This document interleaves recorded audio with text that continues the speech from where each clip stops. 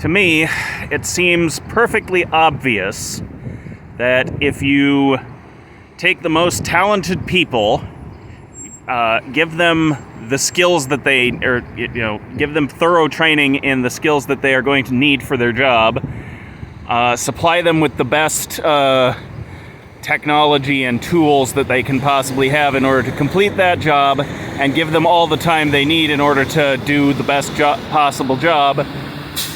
what you're going to end up with is going to be pretty close to perfection, close enough to deserve the term. I am not one of those people who believes that perfection is by definition impossible. I think that it can be done if your company makes widgets, then you can make the best widgets that exist by doing all the things that I just said. And the idea that you would ever choose to have your company instead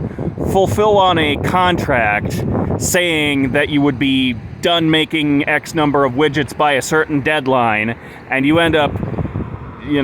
something goes wrong in the manufacturing process, and in order to make that deadline, you have to cut some corners and create some substandard widgets. The fact that you would ever even consider doing that, to me, I get why economics is a thing. Sometimes you do have to account for the reality that supplies and people and time are limited. But the idea that you would ever care more about fulfilling an agreement that's written down on a piece of paper somewhere than you do actually about getting your work done and doing whatever it is that you derive your identity from, if assuming this is actually like a career and not just a job that you're doing to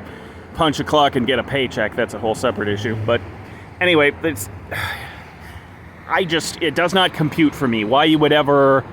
be more interested in doing what you agreed to do than in doing the best you can.